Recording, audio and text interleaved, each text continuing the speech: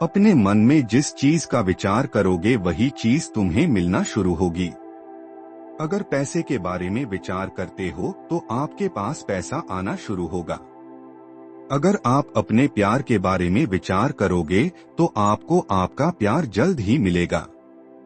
गौतम बुद्ध के अनुसार हम वही बनते हैं जो हम सोचते हैं। जिस तरह कोई व्यक्ति बुरी सोच के साथ बोलता या काम करता है तो उसे कष्ट ही मिलता है, वही यदि कोई व्यक्ति शुद्ध विचारों के बोलता या काम करता है तो उसकी परछाई की तरह खुशी उसका साथ कभी नहीं छोड़ती है। वही गौतम बुद्ध की यह कहानी जो आज हम आपको बताने जा रहे हैं। इसे सुनने के बाद आप जीवन की सभी समस्याओं को चुटकियों में हल करने में सक्षम रहेंगे। दोस्तों, एक बार की बात है, महात्मा बुद्ध प्रवचन दे रहे थे। प्रवचन में आसपास के बहुत से लोग शामिल थे। सभी लोग ध्यान से बुद्ध को सुन रहे थे। कुछ देर में प्रवचन समाप्त हो गया। तब लोगों ने बुद्ध को प्रणाम किया और अपने अपने घर को चल पड़े, पर एक युवक वहां पर ही बैठा रह गया। बुद्ध की नजर उस युवक पर पड़ी तो वे पूछ बैठे, क्या बात है? कोई जिज्ञासा है क्या? युवक बुद्ध के पास गया और प्रणाम करके बोला, प्रभु, बहुत उलझन में हो। जितना इस बारे में सोचता हूँ उतना ही उलझ जाता हूँ। कैसी उलझन है बातस?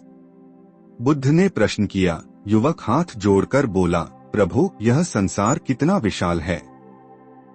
संसार में लाखों करोड़ों लोग निवास करते हैं, उनमें भी एक से बढ़कर एक विद्वान, कलाकार, योद्धा। ऐसे में उन सब के बीच में जैसे सामान्य प्राणी का क्या मूल्य है? युवक की बात सुनकर बुद्ध मुस्कुरा दिए। वे बोले, तुम्हारी जिज्ञासा का उत्तर मिल जाएगा, पर इसमें थोड़ा सा समय लगेगा। क्या तब तक मेरा एक छोटा सा काम कर सकते हो? प्रभु, यह तो मेरे लिए गर्व का विषय है कि मैं आपके काम आ सकूं। युवक ने पुनः अपने हाथ जोड़ दिए और कहा, आप आदेश करें। रघुवध ने युवक को एक चमकीला पत्थर देते हुए कहा, तुम्हें इस पत्थर का मूल्य पता करना है, पर ध्यान रहे, इसे बेचना नहीं है। सिर्फ इसका मूल्य पता करना है। जैसी आज्ञा प्रभु। ऐसा कहते हुए युवक ने बुद्ध से वह पत्थर ले लिया। उसने एक बार फिर से उन्हें प्रणाम किया और बाजार की ओर चल पड़ा। बाजार वहां से ज्यादा दूर नहीं था। युवक थोड़ी देर में वहां पहुंच गया। वह सुबह का समय था, इसलिए बाजार अभी ठीक से लगा नहीं था। वहां पर एक का दुख का दुकानदार ही थे। युवक ने जिज्ञासावश इधर उधर नजर दौड़ाई। उसे एक पेड़ के नीचे एक दुकानदार नजर आया। वह आम बेच रहा था। युवक उस दुकानदार के पास पहुंचा और उसे पत्थर दिखाते हुए बोला, क्या आप इस पत्थर की कीमत बता सकते हैं? दुकानदार एक चालाक व्यक्ति था। पत्थर की चमक देखकर वह समझ गया कि अवश्य ही यह कोई कीमती पत्थर है।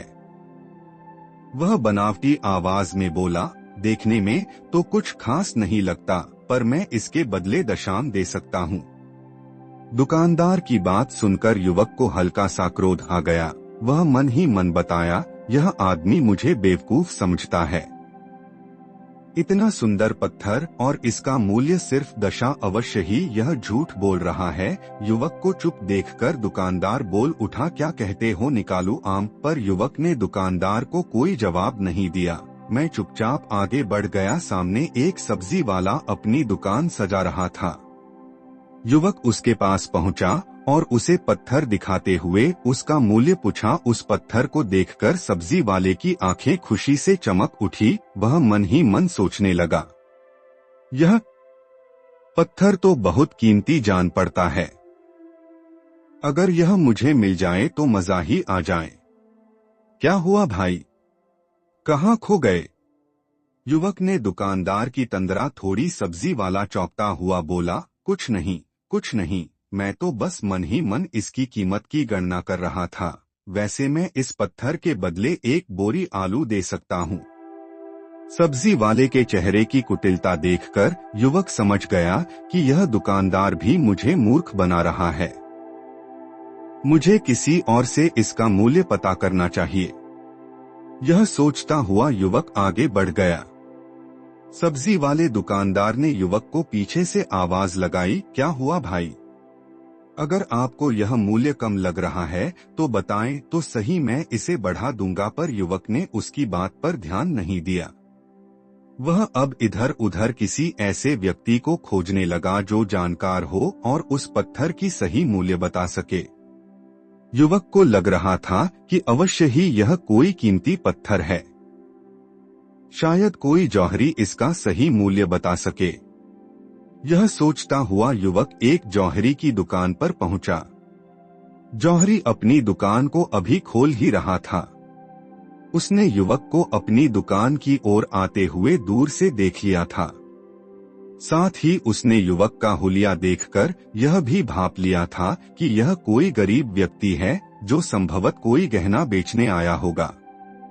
जौहरी ने हाथ जोड़कर युवक को नमस्कार किया और मुस्कुराकर पूछा, बताएं महोदय, मैं आपकी क्या सेवा कर सकता हूँ? युवक ने बुद्ध का दिया पत्थर अपनी हथेली पर रख दिया और बोला, इसका मूल्य पता करना था। पत्थर को देखते ही जौहरियों से पहचान गया कि यह बेशकीमती रूपी पत्थर है जो किस्मत वाले को मिलता है।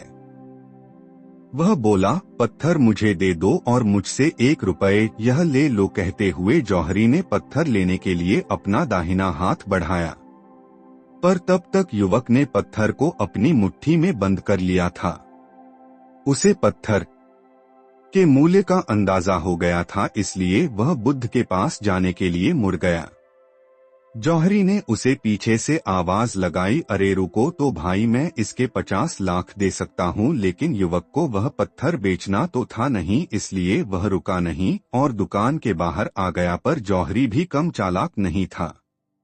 वह उस अनमोल पत्थर को किसी भी कीमत पर अपने हाथ से जाने नहीं देना चाहता था। वह दौड़कर उसके आगे आ गया और हाथ जोड़कर बोला, तुम ये पत्थर मुझे दे दो, मैं इसके बदले 1 करोड़ देने को तैयार हूँ। युवक को जौहरी की बातों में अब कोई रुचि नहीं रह गई थी। वह जल्द से जल्द बुद्ध के पास पहुँच जाना चाहता था, इसलिए ना तो वह रुका और ना ही उसने जौहरी की बात का कोई जवाब दिया।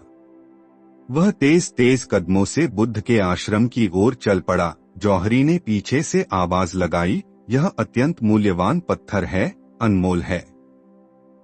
तुम जितने पैसे कहोगे मैं दे दूंगा। यह सुनकर वह युवक परेशान हो गया। उसे लगा कि कहीं पत्थर के लालच में जौहरी उसे पकड़कर जबरदस्ती न करने लगे, इसलिए वह तेजी से आश्रम की ओर दौड़ पड़ा। युवक जब बुद्ध के पास पहुंचा तो वह बुरी तरह से हाँफ रहा था। उसे देखकर बुद्ध मुस्कुरा दिए, फिर भी उन्होंने अपने चेहरे से कुछ भी जाहिर नहीं होने दिया। वे बोले, क्या बात है, बस तुम कुछ डरे हुए से लग रहे हो। युवक ने बुद्ध को प्रणाम किया और सारी बात कह सुनाई।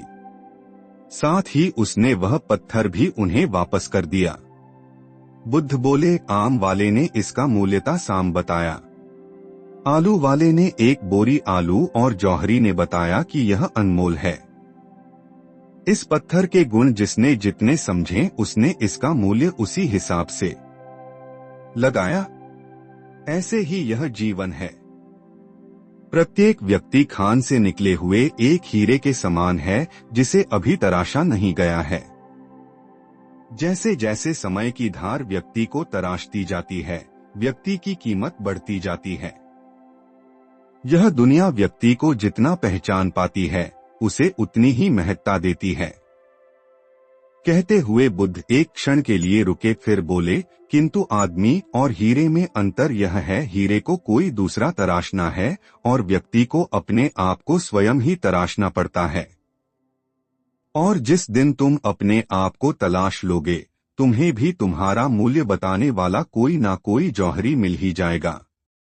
गौतम बुद्ध उस लड़के को यह सीख देना चाहते थे कि जो इंसान अपने मन में खुद के बारे में विचार करता है वह व्यक्ति उसी के समान बनता जाता है। किसी इंसान को अगर दुनिया की किसी भी चीज से सच्चे मन से लगाव हो तो वो इंसान उस चीज को प्राप्त कर लेता है। वही जो इंसान अपनी मन छाई चीज को प्राप्त करने में असर था, उस इंसान ने अपने मन में सच्चे भाव से उस चीज को चाहा नहीं होता है वही। दोस्तों, गौतम बुद्ध की इस प्रेरणादायक कहानी को आप अपने मित्रों के साथ शेयर जरूर कीजिए ताकि उन्हें भी गौतम बुद्ध के असल ज्ञान के बारे में पता चल सके। नामो बुद्धाय।